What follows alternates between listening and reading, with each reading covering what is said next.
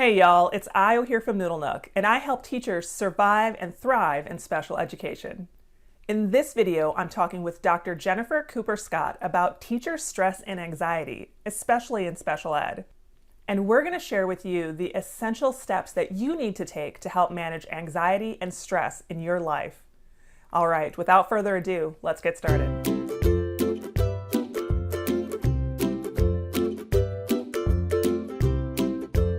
I'm so excited today to welcome Dr. Scott on the show, and we're going to talk about teacher burnout and stress. And let's face it, there is no better time for talking about that than right now. So without any further ado, let's go ahead and get started. Hey, Dr. Scott, how are you? Hi, Io. How are you? I'm doing well. I'm doing good. I think all things considered, doing pretty good. I agree. I am so excited to have you on today because we have just had so many people trying to figure out how to deal with stress and burnout. And I think that is something that happens all the time for special ed teachers, but it's no more poignant than right now. So I'm so excited to have you here today. Well, thank you for having me today. I am super excited to be here as well. I love to talk about teacher burnout because it is a huge subject that needs a lot of recognition. I completely agree. Well, so why don't you go ahead and give us a quick introduction of yourself? I am Dr. Jennifer Cooper Scott. I have an EDD in special education that I got from North Central University. Go NCU fam. I have been in education for a good 10 years, and I started out as a life skills paraeducator in the Burleson, Texas area. I have to pause for a second because yes, you heard that right. Started off as a life skills paraeducator and now is Dr. Scott. Yes, ma'am, that is correct. And just 10 years ago, I started out as a life skills paraeducator and then just went all the way up to being a doctor. And it's just a huge passion of mine. You know, when I started out in education, I didn't know where I was going. I was lost. I didn't have a career. I didn't know anything.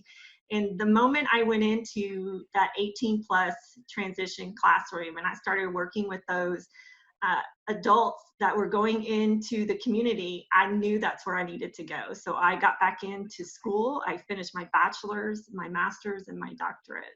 Well, I'm glad that you found your passion because I think that now you have an opportunity to really pay it forward to people to really not only understand the importance of transition and transition programming for students with disabilities, but also help teachers who are in the classroom trying to navigate and figure out how to deal with their own emotional health and feeling of purpose. So I'm so glad that you found that journey and passion. I am too. Thank you. It has been a long journey and there has been a lot of ups and downs and bumps and bruises along the way. But my passion and my goal is to help those educators through those bumps and bruises. And that's what I really wanted to talk about today, how they can recognize it and figure it out and get through it. Because you can. Yeah. You can get through it. Yeah, well, definitely. You can definitely get through it. And like I said, you know, teacher stress for special ed teachers specifically is always something that seems very pervasive.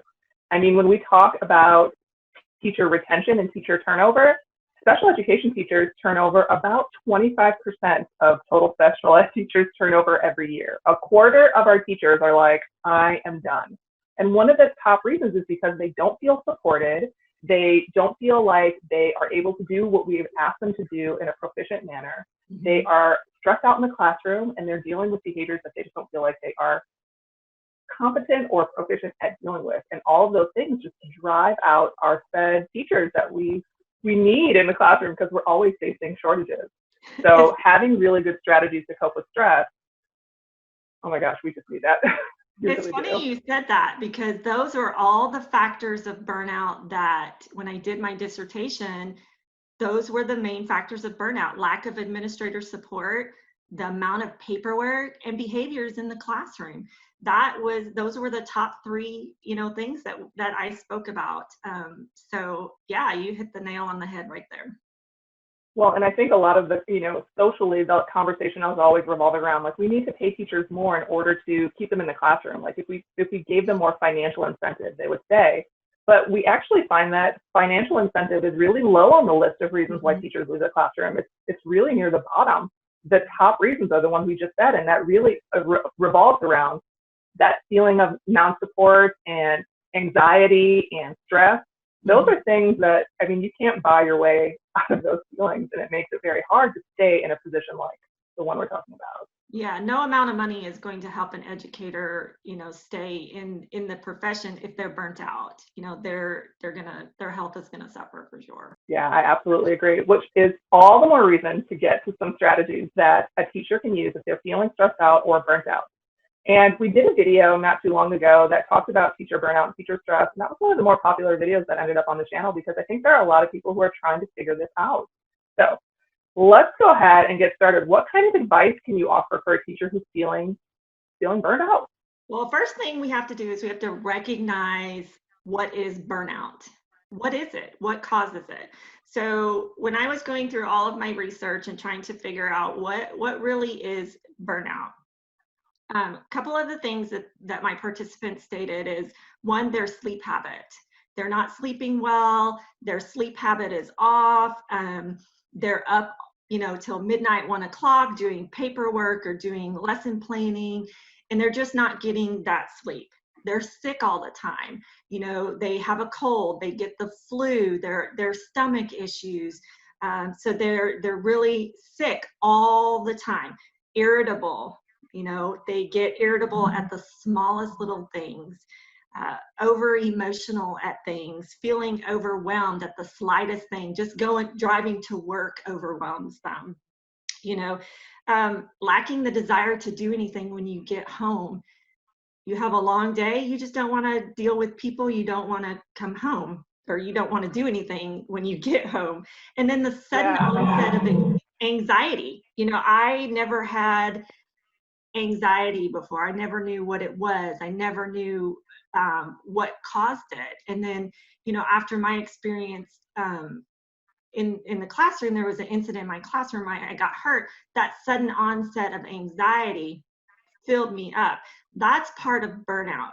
All of these symptoms. Now, it may look different for other people. You may experience different symptoms, but the first thing we need to do is recognize that you have it.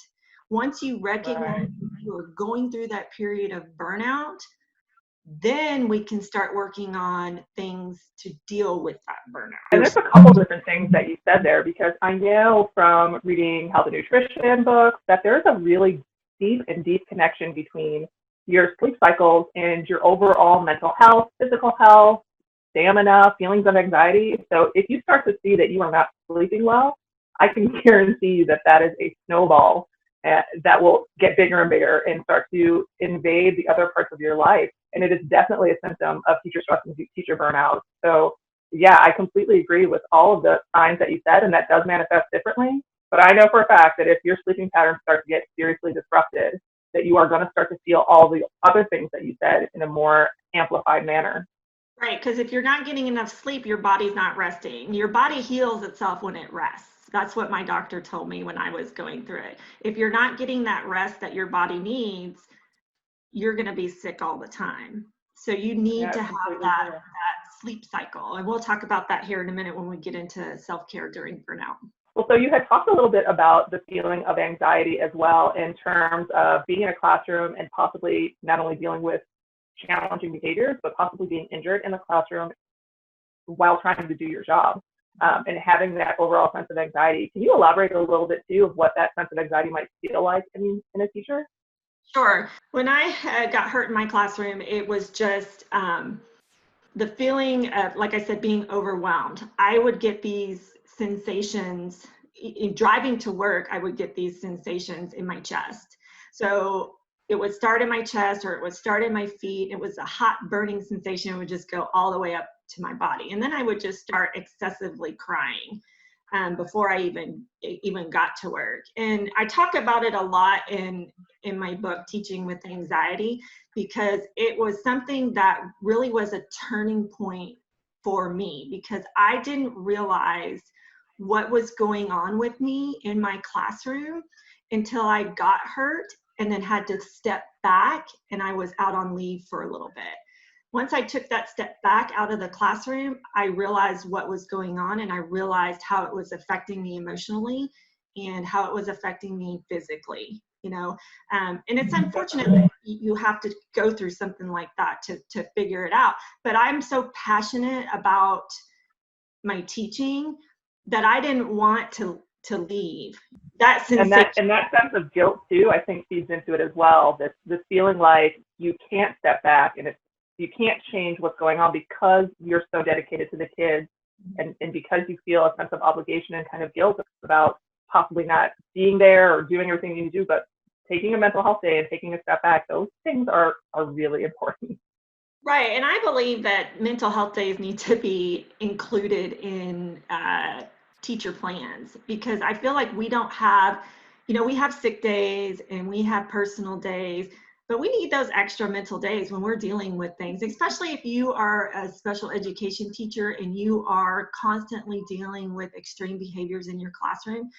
You and I both know restraining a kid is exhausting, and it takes a lot. And it's emotionally exhausting just as much as physically exhausting. Yeah, and I don't think people realize that as educators, when we don't want to do that. We don't want to restrain a kid. That is not something that we go in the classroom, oh yeah, we're just going to go ahead and restrain today. That's not something we want to do. It is emotionally and physically exhausting, not only for us as educators, but for the student as well. And that puts, a lot of pressure on us. So yeah, and there are teachers who are in classrooms where, they might not ever do a restraint for an entire year, but they might be hit or pinched or poked or prodded hundreds of times a week. And that really, it's almost like post-traumatic stress disorder. I mean, you really are getting traumatized by this repeated abuse going back into the classroom every day. And I think that speaks to the anxiety that you were feeling too, like that anxiety of going back to that environment where that you are going to be pushed or poked or prodded or have to deal with someone who screams for the majority of the day or requires intensive behavior modifications. Those are all so stressful. Right. I know I have gone to do teacher support, and I've walked into classrooms where teachers have seen me and just burst into tears. Yeah. I've been that teacher. They're just at the edge. Yeah, I've been there. I've been that teacher that just burst into tears because of, and it's a lot of stress. And that's why I really feel that districts need to start implementing some type of professional development on mental health of their educators. We are taught over and over and over again about how we are supposed to deal with the mental health of our students. But what are we doing for our educators, for their mental health, for their being? And that's what we need to start working on. I think you can take those strategies too. Like if a teacher is really well equipped with how to deal with stress, that becomes a strategy that they can offer their students in the classroom. So now here we are helping our students to learn how to better manage their emotions and better deal with stress, which helps everyone in the long run. So I really love that idea of taking time to include that in professional development. Right, correct. And that was going to be my next point. We can't be 100% for our students if we're not 100% ourselves. And that's what we need to work on changing. Our mindset in special education, our mindset needs to change. And it needs to change from the top. Teachers can go in and they can do all these things that they do on their own, but it's not going to help if they don't have any help at the top level.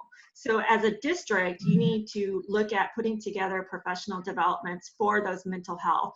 I know right now we're in crazy times with online teaching, and to me, this is the opportune time to look at how you're helping your teachers get through this. What are you doing to help prevent burnout? What are you doing to help prevent, or ease some of the stress? Absolutely. And I've heard a lot of teachers talk about this move to digital learning, like they could have managed it for this time that we've managed it.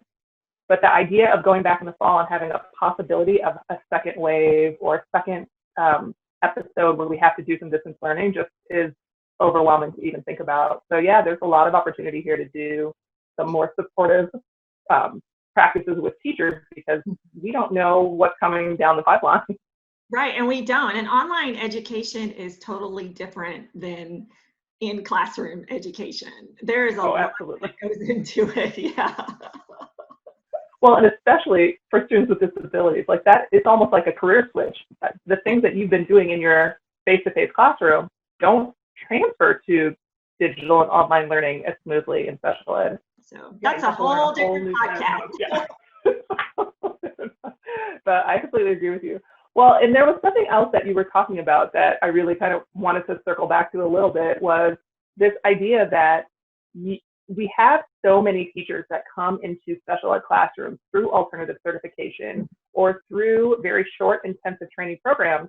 And I'm an alternative certification teacher, so there's no judgment here, but there are a lot of people who come in who are so ill-equipped to deal with the wide range of academic needs, behaviors, processing of paperwork, of the job in general, that on top of that, they're not getting any kind of guidance or support or instruction on how to deal with stress of students and stress of staff and teachers. Mm-hmm. That we really do see that people coming into the classroom through alternative certification or our first year teachers burn out the fastest. The turnover rate for new teachers is insane. Yeah, you tend to burn out within the first 2 or 3 years, and that's crazy. And that goes back to looking into that professional development for those educators. You know, what I know when I started teaching, I've worked in 2 different districts, and I can tell you both districts were very good about providing training in curriculum, in technology, and everything along those lines. But I never got training on mental health for educators. And I think that is so important. I cannot stress enough to districts how important that is to get that into your professional development. And I'm not talking about just at a campus level, because your campus can put in whatever kind of training they want. I'm talking about a district level training for educators, and it doesn't have to just be special education. My topic was special education because that's what I was in. But educators all around the world are in periods of burnout that need to know how to cope with their mental health so that they can be better teachers in the classroom and give 100%. And I think our paraeducators as well. Absolutely. And I think I talk about that in one of my books too, how important the training is for paraeducators, and not just making the teacher train those paras. Teachers have enough to do without having to add that additional thing to train their paraeducators. We don't have time, and it stresses our paras out to be trained on the fly, which is a lot of times I've seen it how it's done. You throw a para in a classroom and you're like, okay, here's your teacher. She's going to teach you everything. Okay. When am I going to have time? And a lot of times that teacher is still trying to figure it out themselves. Exactly. And then that puts an extra amount of stress on both of those adults in the classroom. We can't say enough to talk about how hard it is for our paraeducators to do the job that we'd ask them to do. Not only do we not compensate them monetarily, but then we really do a poor job of giving them the training that they need to be successful and have very high expectations for their performance without any kind of monetary reward. So it really does need to be included, like you said, in district level training and a district level initiative to get those people not only to feel comfortable, but be able to deal with the classroom situation and personal anxiety much more efficiently. They need to feel like they are a part of the team. They need to feel like they are educated just like we are. So when you go to train your paras too. Don't leave them out of the training, and don't expect your teachers to provide that training on the fly. That stresses them out. That's part of, that burnout and stress that they don't really need. Absolutely. So when it comes to dealing with stress and anxiety and burnout in the classroom, I'm going to kind of come back around, and just the number one thing that you need to do is to be able to recognize that you are having stress and that you are having burnout. After you kind of recognize those things in yourself, where do you go from there? Okay, so after you recognize it, you're in a period of burnout, you can add in some exercise into your day. Part of Nobody wants to hear that. Exercise, what? No, and honestly, my students around all day counts, right? Well, cleaning your house counts, but part of the thing that I talked to my doctor about was the fact that I was so tired when I got home. I didn't want to do anything. I didn't have any energy to do anything. And the one thing that she said to me is, you have to get out. You have to walk. You have to swim. You go for a run. Do something that you can do that you're happy doing, but get some sort of exercise. Part of that is we feel like we're so high energy and high level all day at work. But it is a very, and we do come home exhausted. but it's a very kind of singular type of activity that we're getting at work. It is really important to incorporate something else. And I found too that if you wait until the end of your day, you're not going to get to it because you feel so exhausted mentally and physically when you come home. But if you can incorporate that earlier in your day or during your lunch break, you're a little more likely to stick with it. The next thing is do some sort of meditation. Are you a yoga person? Do you just sit in a dark room with some candles and, put on some calming music and just use some breathing techniques? We talk about to our students how to breathe and how to keep calm. And, we need to take some of those techniques that we use in our classroom and we need to apply them to what we're doing to ourselves. So meditate, do yoga, sit in a room and just read, relax. You have to start relaxing. It's very important. And I know I've talked to some teachers who say, you know what, I'm sitting in a room and I'm trying to relax and I have all this stuff going through my mind. I have 18 IEPs I got to get done. I have this going on. I have that going on. Okay, you need to train yourself to shut that off for 30 minutes. Start with 30 minutes. And train. I mean, you can start with much less than that. I've suggested to teachers along the way that when they get home and they call from the driveway to turn it off and for 5 minutes sit in a quiet car all by themselves. Right. And the only thing they need to do for that 5 minutes is just breathe in and breathe out. And the only thing they should be thinking about is breathing in and blowing it out of a balloon. That is all that they should be thinking about to clear their head. And even 5 minutes can make a difference. Right. And that's so important because a lot of teachers have families that they have to go run into and they have to get kids in the bath and they have to do homework and they have to get dinner made and they have all of these other layers of stress and anxiety. So yeah, they need that time. And you have to start doing things for yourself. This is why moms end up in their closet or hiding in the bathroom when they're yes. finding their peaceful meditation moment. Exactly. Now, this next one I know is not going to be very popular and it was very difficult for me to do, but my doctor stressed how important it is. And that is to lower your caffeine level. And yes, I said it, lower your caffeine level. He said that caffeine increases your fight or flight behaviors. So if you're drinking 8 cups of coffee a day, cut it in half. Try 4 cups of coffee a day. I was the type of person who I drank a cup of coffee in the morning and then I had 4 or 5 Dr. Peppers throughout the day. So that did not help. That caffeine is going to increase your anxiety. So cut it back. It's so counterintuitive because you feel tired and you feel kind of exhausted and you want to have that liquid beverage. You want to have that drink to kind of go to. But I do have to agree with you that the caffeine, and I'm a recovering Coca-Cola addict myself. I, in the classroom, would go through a ridiculous number of Cokes a day. But giving that up really does change not only how you gain weight and your overall physical health, but that caffeine, that is the caffeine and sugar is some serious business. Mm-hmm. It was a huge change for me. And my body went through some very hard physical things when I was trying to do this. And it was because I had headaches all the time. I got nauseous and, but I pushed through it. Me too. Yep.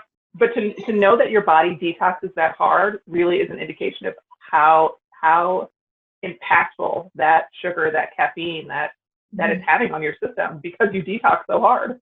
So the important thing is to eat healthy. You want to make sure that instead of buying chips and candy bars and Cokes, go buy fruits and vegetables and water. So it's important that not only you take care of your eating habits and your drinking habits, but the next one we've already really talked about, and that's that getting that good rest.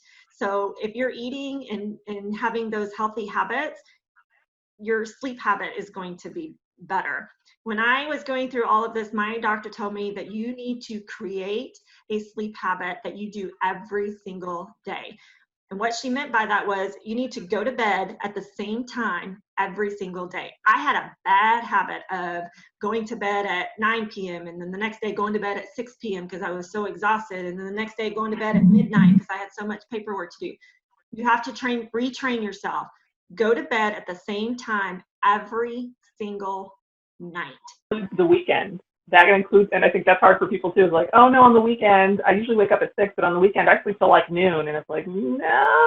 Right. None of these techniques that I'm telling you are going to be easy for you to do, but you have to start doing that. You might find too that, we were talking about some strategies earlier about meditation and getting some exercise, and it might be for you that that's part of your going to bed routine. Maybe you sit and you do a little bit of meditation for 5 or 10 minutes before you go to bed, or a little bit of yoga right before bed, just to try to clear out your mind.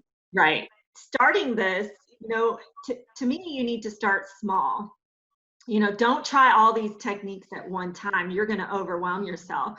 Pick something that you can start with and start small and do it. And then just add to it as you go. You need a support system too.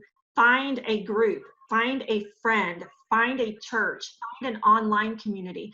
Find somebody that's going to help you, whether it's a counselor, another teacher, somebody to help you through this.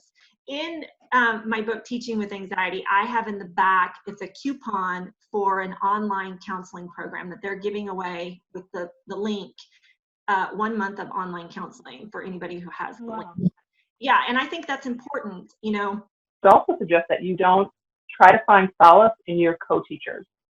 Because sometimes what we see is that when you are trying to express your anxiety or frustration with the people that you work with every day, it starts to create this subculture or sub-feeling of disdain for your job. That people start to, it breeds this negativity in the work environment, and sometimes that's not healthy. So I love that you went to an online group or through online counseling, a church group, just something that's not quite so close to you in your bubble, like a spouse and coworker. And the final thing I want to say about your self-care, if you try these techniques and you feel that you are still snowballing down the hill, you need to get professional help. Do not wait. It is very important for your mental health. Seek that professional help. You are not a bad person if you ask for help. You are, you can't be 100% for your students if you're not 100% yourself. And I am big on that.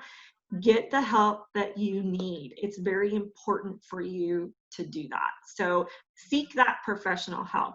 And, everybody's self-care is going to be different. Not everybody wants to meditate. Not everybody wants to do yoga.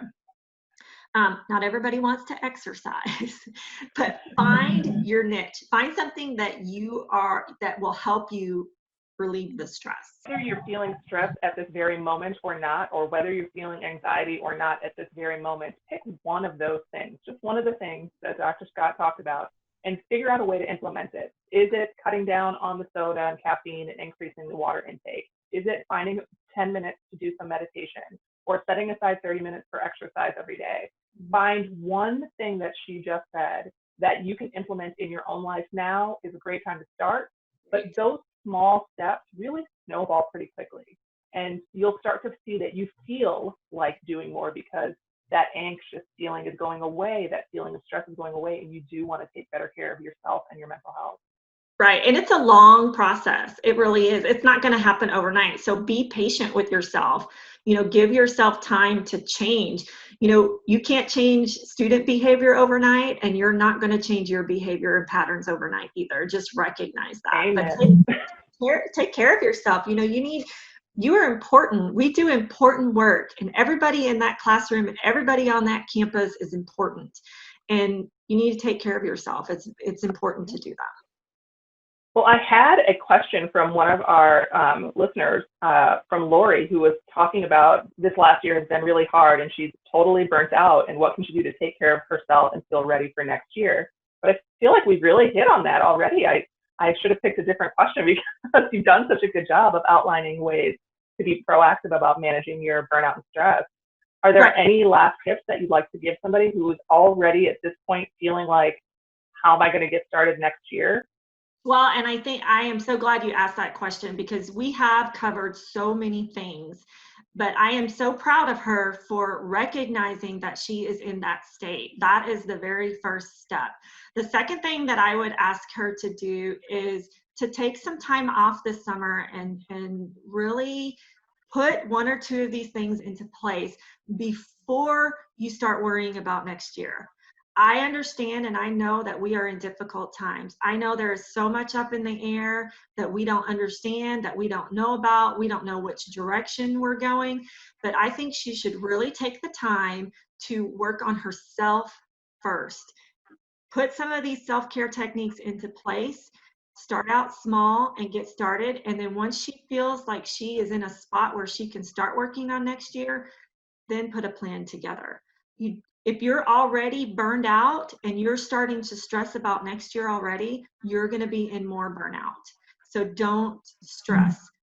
And Lori, I just want to tell you too, because I know so many teachers who do this, who bring home things over the summer that they want to work on for their classroom in the fall, whether that be printing, laminating, cutting, and Velcroing, or if it's doing some other kind of professional development and learning that they take on a really large responsibility that they want to make the summer as productive as possible. But anyone else who's listening, not just you, Lori, know that part of why we have this time is because we've taxed ourselves and our emotional state and our physical state so much during the school year. We need this recuperation time. It is okay to say, you know what, for a week or 2 weeks or a month of summer vacation, I'm not going to work on anything for school. Yes, read books, but read them for leisure. Do things that you find fun and enjoyable and relaxing, because this is really meant for it to be time for you to recharge. And the second thing I wanted to put back in here too for you, Lori, is the little changes that you make now will stick with you in the fall. I know I wanted to make a little bit more conscious effort to do some yoga and stretching in the morning when I woke up. So I started rolling out my yoga mat right next to my bed, so that when I got up, I literally had to step on my mat in order to go to the bathroom and start my day. But it was this automatic reminder that, yes, when I get up, I'm going to go use the bathroom, I'm going to go and do my stretches and get that 10 minutes of yoga out of the way and get that kind of centered. And I've noticed a change. So implementing those small things now will actually help better prepare you to be less stressed and feel less anxiety come fall. Right, and I agree. So I really appreciate all of the tips that you've given for our listeners and watchers today, because I can't tell you, I think we're all in some state of stress and anxiety just because of the nature of our job. And I'm so happy to be here, Io. Thank you for inviting me. I'm super excited. This is a huge passion of mine, is to get the word out on teacher burnout, especially in special education. Hopefully we can make some positive changes within special education. And that's my whole goal, to make sure those teachers are okay and make sure that they can do their job that they love and be healthy while they do it. Well, before you go, I always like to ask everyone who comes on if they have any book recommendations. What are you reading right now? Do you have anything that you think, any books that you think will help? Well, I have 3 books out myself that I have written. And when I graduated with my doctorate, I had no idea what I was going to do. So I took the summer and just wrote out 3 books. And I think a lot of these books will help with. You just took a summer and wrote 3 books? Oh my gosh. I did hope that they help with some of the things that we've talked about, and I'm just hoping that they make a difference in someone's life, Well, I will put all 3 of those books in show notes. So if anybody out there is looking for a way to continue this conversation or continue their journey as they're working through stress and anxiety in a special ed classroom, definitely check out one of those 3 books and see if it can help you as you're trying to navigate your personal situation. Is there any other way that somebody can connect if they want to continue the conversation or relationship? Right. I have a Facebook group for teachers. It's called the ABCs of Special Education, and they can request to be on that, and they can always email me or message me through that as well. I have had such a great time talking to you today, Dr. Scott. It has been a true pleasure. I think that there are so many people who could benefit from the information that we've shared. And I just want to kind of close by letting teachers know that it is okay. If you are a special ed teacher or a general ed teacher anywhere, it is okay to feel stressed out. I want you to know that you are not alone, and it is okay to ask for help if you feel like you need it.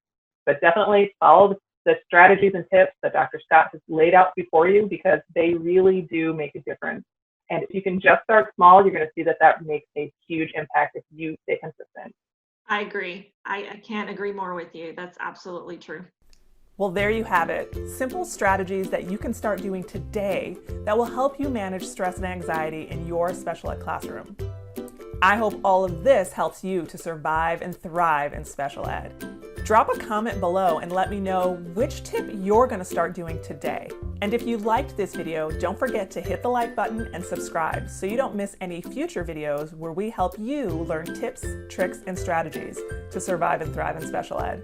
Teaching special ed is hard, but you can do this. Just remember to stay strong and teach on. All right, y'all, this was Ayo here with Noodle Nook, and I will see you next time.